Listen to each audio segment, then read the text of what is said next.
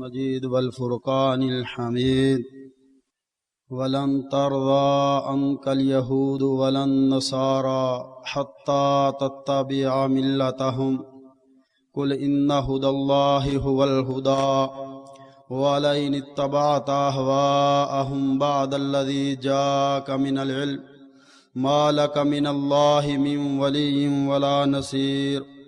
وقال الله تعالى في مقام الآخر يا أيها الذين آمنوا قاتلوا الذين يلونكم من الكفار وليجدوا فيكم غلظة واعلموا أن الله مع المتقين. وقال الله تعالى في مقام الآخر بل متعنا هؤلاء وآباهم حتى طال عليهم العمر أفلا يرون أنا نأتي الأرض ننقصها من أطرافها أفهم الغالبون. مارکہ حق و باطل ازل سے جاری ہوا، ابد تک رہے گا. یہ ایک حقیقت ہے کہ اسلام کے مخالفین ہمیشہ سے اللہ کے دین کو مٹانے کی کوششیں کرتے رہے. ان عیسائیوں کی مخالفت اسی وقت نمایاں ہو چکی تھی. صحیح بخاری کی اس حدیث کے مطابق جب ابو سفیان ہرقل کے دربار میں کھڑا ہو کر اس کے سوالات کا جواب دے رہا تھا تو بالآخر ہرقل نے کہا کہ میرے ساتھیوں، ایک دن آئے گا یہ میرے پاؤں والی زمین، اس زمین کے مالک یہ مسلمان ہوں گے. اور پھر حضرت ابو بکر صدیق رضی اللہ تعالی عنہ کے زمانے میں عیسائیوں سے سیاسی کشمکش شروع ہو چکی تھی.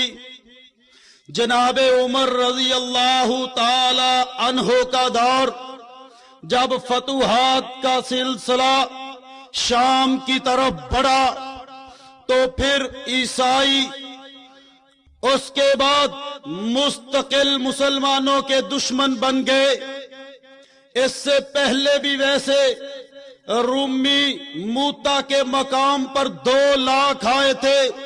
پیارے پیغمبر نے 3000 کا لشکر روانہ کیا تھا. اس کے بعد پھر پیارے پیغمبر علیہ الصلوۃ والسلام تبوک کے لیے تشریف لے گئے تبوک کے اندر، اور یہ بھی رومیوں کے خلاف اللہ کے رسول صلی اللہ علیہ وسلم کی یلغار تھی. لمبا سفر طے کیا، اگرچہ مارکا نہیں ہوا، پیارے پیغمبر واپس آ گئے. اور پھر اس کے بعد جناب ابو بکر کا دور اور جناب عمر رضی اللہ تعالی عنہ کا زمانہ.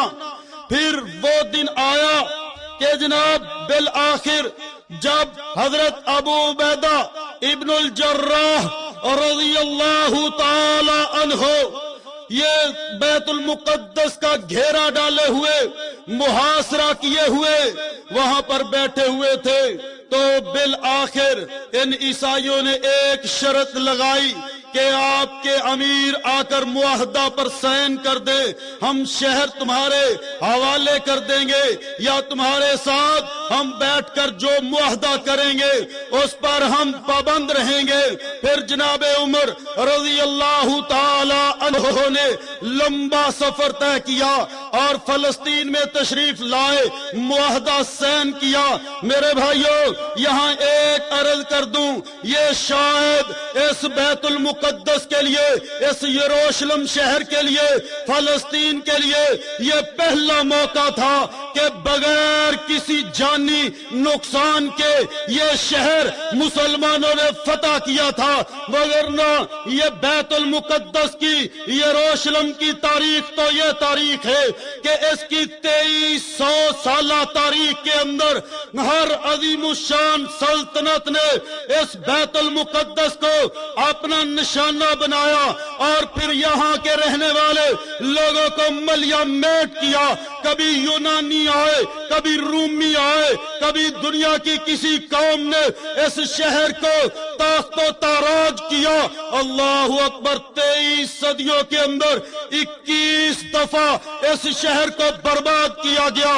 21 بڑے حملوں اور محاصروں کا یہ شہر جو ہے یہ شہر نشانہ بنا، لیکن یہ پہلی بار تھا کہ 16 ہجری کے اندر جناب عمر رضی اللہ تعالیٰ عنہ کے دور میں مسلمانوں نے بغیر ایک آدمی قتل کیے، کسی عیسائی کا نقصان کیے، اس شہر کو فتح کیا۔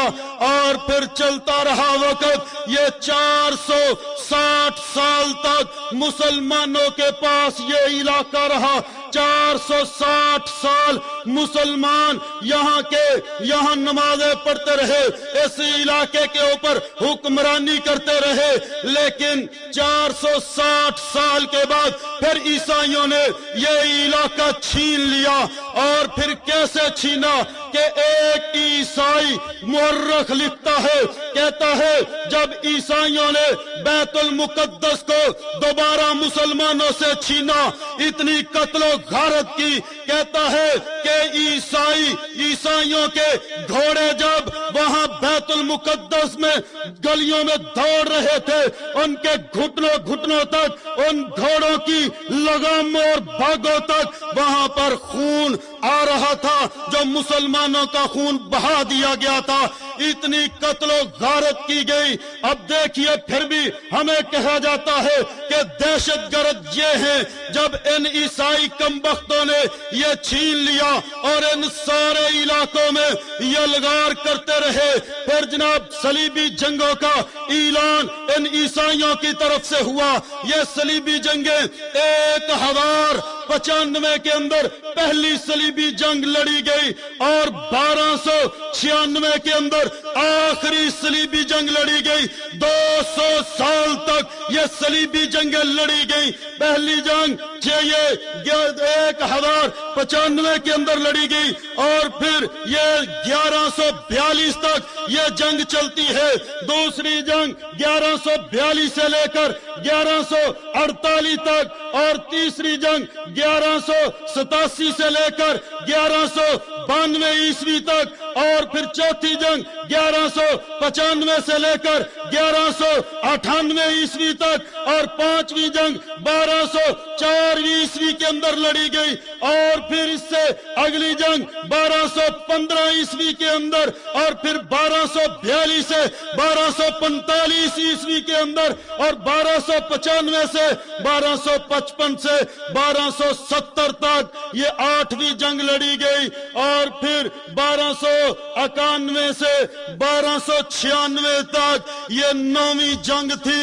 9 جنگیں ہیں 200 سال کے اندر جو ان عیسائیوں نے لڑی ہیں۔ کہا جاتا ہے، بعض عیسائی مورخین نے لکھا ہے کہ یہ صلیبی جنگوں کا آغاز 11ویں صدی کے آخر سے شروع ہوا تھا، اور پھر 16ویں صدی عیسوی کے آخر تک یہ جنگیں لڑی گئی ہیں۔ لیکن یہ بات ٹھیک نہیں ہے، یہ بات غلط ہے۔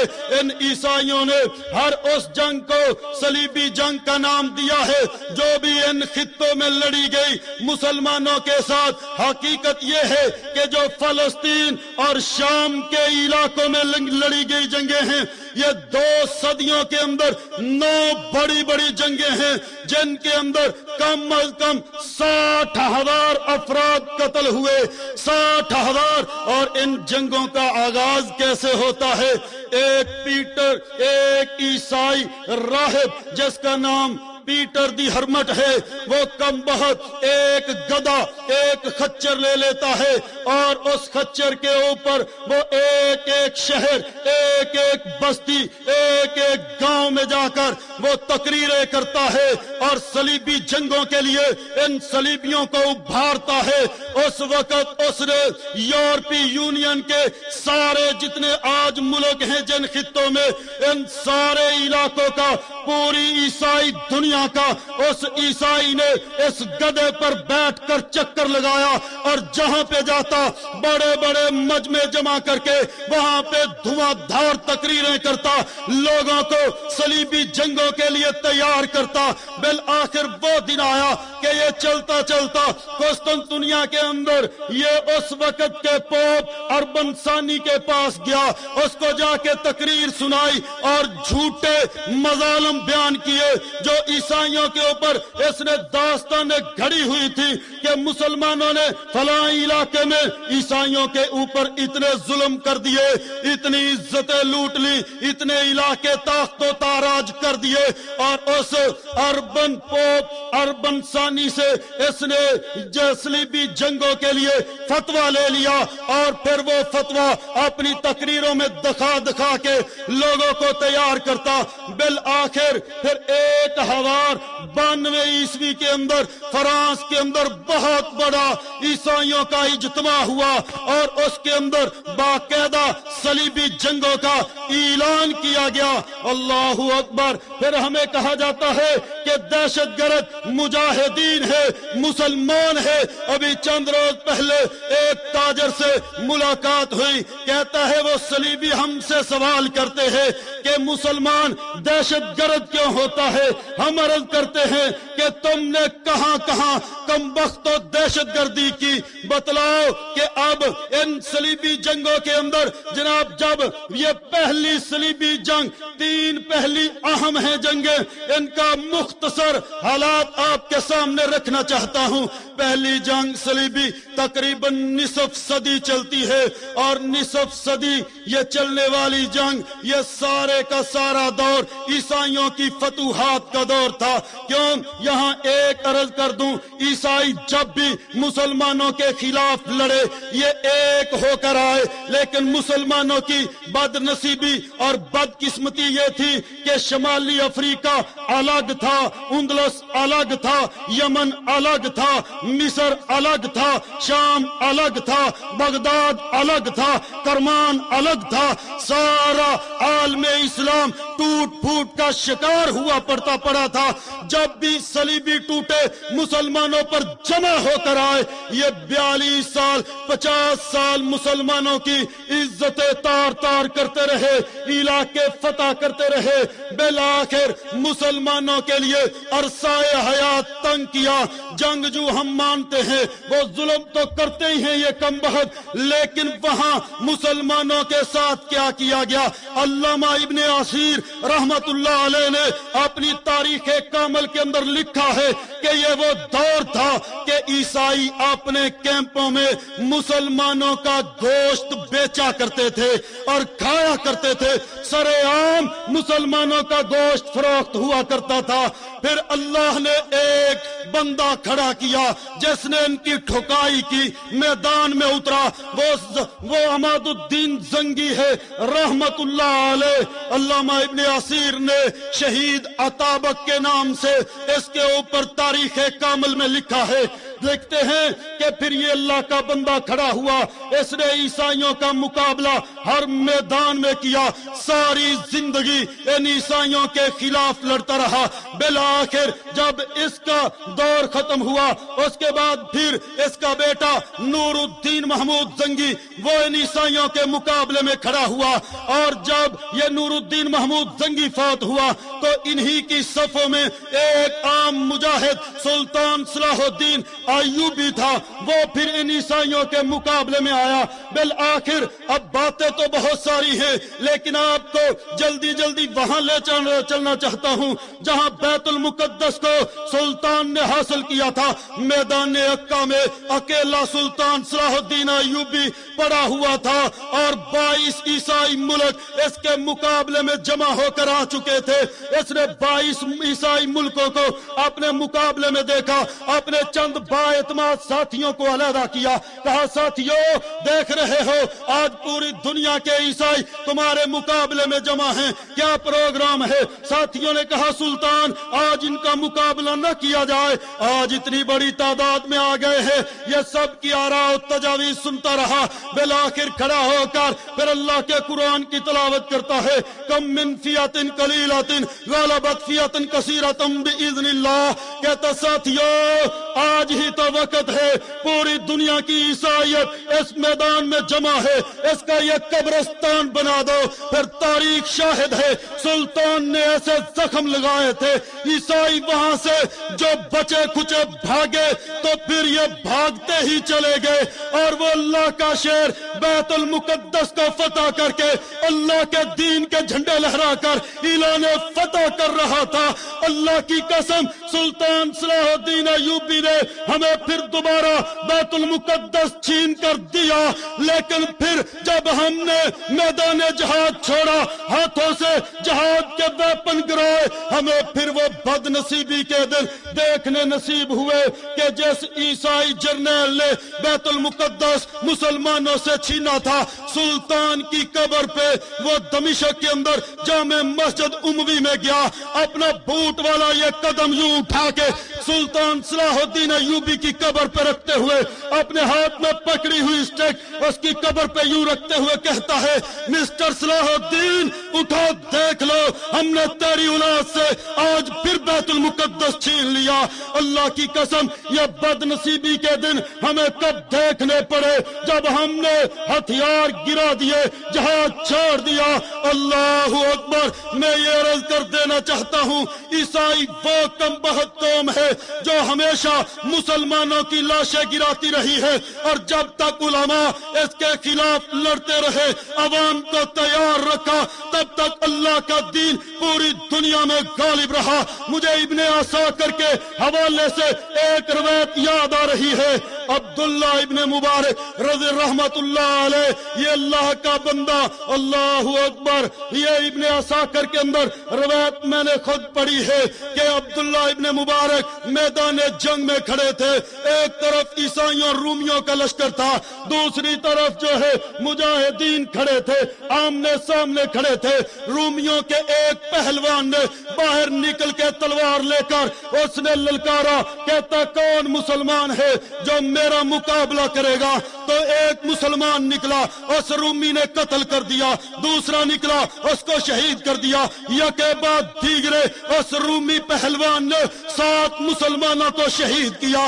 عبداللہ ابن مبارک اپنے مسلمانوں کے لشکر میں کھڑے یہ منظر دیکھ رہے تھے، ساتھ والے ساتھی سے کہا اس کا نام لیا، کہا کہ اگر میں شہید ہو گیا تو میری یہ فلاں وصیت ہے، اپنے گھوڑے کو ایڑ لگائی، منہ کے اوپر ٹھاٹھا باندھ لیا، آنکھیں ننگی رکھی اور اپنے گھوڑے کو دوڑاتے ہوئے اس رومی کے مقابلے میں گئے اور پھر آن کی آن میں اس کمبخت کو جا کے ڈھیر کر دیا، واپس پلٹ کے دور نکل گئے، کوئی پہچان نہ لے اس کو قتل کرنے والا کون تھا۔ واپس آئے، جس ساتھی کو پتا تھا کہ اس ساتھی کو کہنے لگے کہ میرے بھائی اگر تو نے کسی کو بتلا دیا کہ میں نے اس رومی کو قتل کیا ہے تو یاد رکھ میں ساری زندگی پھر تیرے ساتھ بولوں گا نہیں۔ اللہ اکبر۔ اب خیال کیا تھا کسی کو پتہ نہ چل جائے، یہ اللہ کی رضا کے لیے عمل کرنے والے لوگ، یہ علماء جب تک قربانیاں پیش کرتے رہے، میدانوں میں کھڑے رہے، اللہ کی قسم اللہ کا دین غالب رہا۔ اللہ اکبر۔ امام بخاری رحمت اللہ علیہ کا ایک اور استاد مجھے یاد آ رہا ہے، اور امام بخاری رحمت اللہ علیہ کے اس استاد کا تذکرہ علامہ ابن حجر نے اپنی کتاب التہذیب التہذیب کے اندر کیا ہے۔ احمد بن اسحاق سلامی بستر مرگ پہ لیٹے ہوئے تھے اور لوگ عیادت کے لیے آ رہے تھے. ایک نوجوان آیا, کہا بابا جی طبیعت کیسی ہے؟ کامتے ہوئے ہاتھوں میں تلوار اٹھا لی. کہا بیٹے اگر بدعت نہ سمجھتا تو یہ وصیت کرتا کہ میرے مرنے کے بعد میری یہ تلوار میرے ساتھ دفن کر دینا. مجھے یقین ہے میں نے اپنے اس طرح ساری عیسائیت کو وہ صلیبی جنگوں کے لیے ایک گدھے پر بیٹھ کر تیار کر لیتا ہے. تو کیا آج میں یہ سوچ لوں کہ میں نے اپنے علاقے کے اندر کتنے لوگوں کو دعوت دی ہے, کتنے لوگوں کو میں نے تیار کیا ہے, آج کتنے بھائیوں کو میں نے ٹریننگ کے لیے روانہ کیا, کتنے بچوں کو میں نے کسی مدرسے کے اندر داخلہ دلوایا تاکہ کل وہ بڑے ہو کر وہ اللہ کا دین بیان کرنے والے ان کافروں کے سامنے کھڑے ہونے والے ہوں. میرے بھائیوں آؤ میں آخر میں بس یہی عرض کر دینا چاہتا ہوں کہ آج وقت ہے, وگرنہ وقت گزرتا چلا جا رہا ہے. اور پھر کہتے ہیں گزرا وقت ہاتھ آیا نہیں کرتا. آج وقت ہے مساجد کے تحفظ کا, آج وقت ہے عزتوں اموال اور جانوں کے تحفظ کا, آج وقت ہے قرآن کے تحفظ کا, آج وقت ہے میدان سجانے کا, آج وقت ہے کافروں کے خلاف کھڑا ہونے کا. وگرنہ آج انہوں نے کہاں سے گھیرا ڈالنا شروع کیا تھا. امریکہ آیا, سب سے پہلی بات یہ کی کہ اپنی فضائیں دے دو, دے دی گئیں. پھر سمندروں پہ قبضہ کر لیا, پھر ہوائی اڈوں پہ قبضہ کر لیا, اور پھر ان کے حکم پر جہادی لیڈروں کو پروفیسر حافظ محمد سعید امیر جماعت الدعوہ سمیت آج جہادی لیڈر جیلوں میں پڑے ہیں. اور پھر ان سائنسدانوں کو نکال کر جیلوں میں بند کیا گیا جنہوں نے ایٹم بم بنا کے پاکستان کو مضبوط کیا تھا. اور پھر اس کے بعد اگلا حکم یہ ملا کہ اب افغانستان پاکستان کی سرحد بند کر دو, وہ بند کر دی گئی. پھر حکم ملا کوئی پاکستانی افغانستان میں شہید ہو جائے تو اس کی لاش پاکستان میں نہیں آ سکتی. پھر حکم مل جاتا ہے کہ جناب اب یہ کروڑوں ایکڑ زمینیں کراچی کے ساحلوں سے لے کر سیالکوٹ کے بارڈروں تک کی یہ کروڑوں ایکڑ زمینیں یہ امریکہ کی ملٹی نیشنل کمپنیوں کو 100 سال پٹے پر دے دو. اور پھر 300 آج امریکہ کے جاسوس ادارے ایف بی آئی کے دفاتر پاکستان کے اندر موجود ہیں. اور پھر عجیب ویسے ان کا دوہرا معیار ہے, اگر نیو یارک کا کوئی ڈاکٹر وہ ڈالروں پر نظریں غلط ڈال کر اپنا کوٹھی بنگلہ چھوڑ کے شہر چھوڑ کے وہ جنگل کے اندر پڑی بیماری جانوروں کی اس بیماری کے ساتھ جب بہت سارے درندے سور اور کتے بلے زخمی ہو چکے تھے جنگل کے اندر, تو وہ نیو یارک سے اپنی کوٹھی چھوڑتا ہے, جنگل میں چلا جاتا ہے کہ فلان جنگل میں ہزاروں درندے زخمی ہو چکے ہیں, ان کو میری زیادہ ضرورت ہے, مرہم پٹی کی جائے. اب امریکہ بہادر اس ڈاکٹر کے بڑے بڑے بورڈ تصویریں بنا کر اپنے چوکوں میں لٹکا دیتا ہے. یہ وہ ڈاکٹر ہے جو ڈالروں کی چمک دمک کو چھوڑ کر کوٹھی بنگلے کو چھوڑ کر آج امریکہ کے شہروں کو چھوڑ کر جنگلوں میں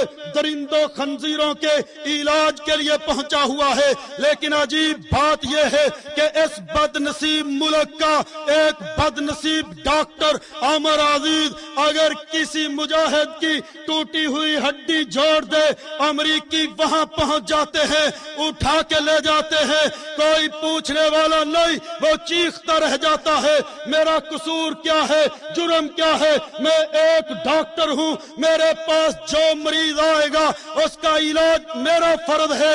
آج وہ بیچارہ ان امریکیوں کی پتہ نہیں آج ہماری ملک کی کسی جیل میں پڑا کہیں سسک رہا ہوگا. آج جہادی لیڈر جیلوں میں, اللہ کی قسم جب ملک کے محسنوں کے ساتھ یہ سلوک کیا جائے کہ وہ مجاہد لیڈر پروفیسر حافظ محمد سعید, ادھر ڈاکٹر عامر عزیز, ادھر ڈاکٹر بشیر الدین حسین محمود جب ملک کے محسنوں کے ساتھ اس طرح کا سلوک کیا جائے تو پھر شاید یہ قانون قدرت ہے کہ پھر ایسے لوگوں کو اللہ معاف نہیں کیا کرتا۔ جنرل پرویز صاحب، ہم آپ کو کہہ دینا چاہتے ہیں، اللہ کی قسم یہ لاکھوں کا مجمع صبح و شام تیرے لیے بد دعائیں کر رہا ہے، تو بچ جا ان کی بد دعاؤں سے۔ کم بہت آج تو نے ملک کے محسنوں کو کیا کیا تکلیفیں دی۔ کل خطبہ جمعہ کے اندر آپ نے سن لیا تھا کہ حافظ سعید صاحب کو کچھ لوگ ملنے آئے، دو رشتہ دار، ان کے بوڑھے بزرگ آگے، تو اب پولیس والوں نے اندر نہیں جانے دیا، گھر کے اندر نظر بند ہے، وہ دروازے پہ بیٹھ کر دھاڑے مار مار کر رونے لگے۔ اللہ اکبر۔ آج صبح میں نے حافظ صاحب سے فون پر بات کی، انہوں نے بتلایا اب حالت یہ ہے کہ اگر کوئی اندر آ جاتا ہے مجھے ملنے کے لیے، پہلے آنے نہیں دیتے، کوئی آ جاتا ہے پھر پولیس والے باہر سے زور زور سے دروازہ پیٹنا شروع کر دیتے ہیں، اور اندر کی سیڑھیوں پہ لیڈیز پولیس بٹھا رکھی ہے، نہ کوئی اوپر سے آ کے بھی نہ حافظ صاحب کو مل سکے۔ میرے بھائیوں، حافظ صاحب نے جرم کیا کیا ہے؟ اللہ کی قسم اگر تو یہ جہاد جرم ہے تو جہاد ہم کرتے رہیں گے۔ اگر یہ سمجھتے ہیں ہمارے پاؤں میں بھیڑیاں ڈال کے، ہاتھوں میں ہتکڑیاں لگا کے، جیلوں میں بند کر کے جہاد روک دیں گے، یہ بہت بڑی غلطی پہ ہیں۔ اللہ اکبر۔ مولانا جعفر تھانیسری رحمت اللہ علیہ فرماتے ہیں انگریز کا دور تھا تو ہم اپنے مقدمے کی سماعت کر رہے تھے، انگریز نے جہاد کے جرم میں ہمیں پکڑ لیا تھا۔ کالا پانی کتاب کے اندر انہوں نے یہ واقعہ نقل کیا، کہتے 6 ساتھی تھے، انگریز جج کی عدالت میں کھڑے مقدمہ سن رہے تھے، اور ظہر کی نماز کا وقت ہو گیا، پاؤں میں بیڑیاں تھی، ہاتھوں میں ہتکڑیاں تھی۔ کہتے ہم نے انگریز جج سے کہا ہمیں نماز کی اجازت دی جائے، اس نے انکار کر دیا، کہتا تمہارے لیے عدالتی کاروائی نہیں روکی جا سکتی۔ مولانا جعفر تھانیسری فرماتے ہیں ہم نے وہیں اس کی عدالت میں کھڑے کھڑے یوں تیمم کیا، ایک بھائی آگے بڑھ گیا، 5 اس حال میں پاؤں میں بھیڑیاں تھی، ہاتھوں میں ہتکڑیاں تھی، اللہ کے حضور نذرانہ نماز پیش کرنے کے لیے کھڑے ہو جاتے ہیں۔ یاد رکھ لو اگر جہاد کو وہ نہیں روک سکے وہ تو کیا روکتے؟ یہ 1400 سال سے جاری ہے، ہمارا ایمان ہے الجہاد ماضٍ الی یوم القیامہ، اللہ کے رسول نے فرمایا تھا یہ قیامت تک جاری رہے گا۔ آؤ میرے بھائیوں، جب لوگ قربانیاں دینے والے میدانوں میں ہوا کرتے ہیں اللہ ان سے اپنے دین کا کام لے لیا کرتا ہے۔ اللہ تعالی ہمیں بھی اپنے دین کا کام کرنے کی توفیق عطا فرمائے۔ بسم اللہ الرحمن الرحیم۔ السلام علیکم ورحمۃ اللہ۔ تلاوت کلام حکیم، جید علماء کرام کی تقاریر، نت نئے جہادی ترانوں کے والیومز، صاف اور بہترین MPX ساؤنڈ فلٹر پر پاکستان بھر میں بہترین آڈیو سیڈیز ریکارڈنگ کا مرکز، القادسیہ کیسٹ سیڈیز و کتب لائبریری، 4 لیک روڈ، چبرجی چوک، لاہور۔ فون 72300549 03004653 875۔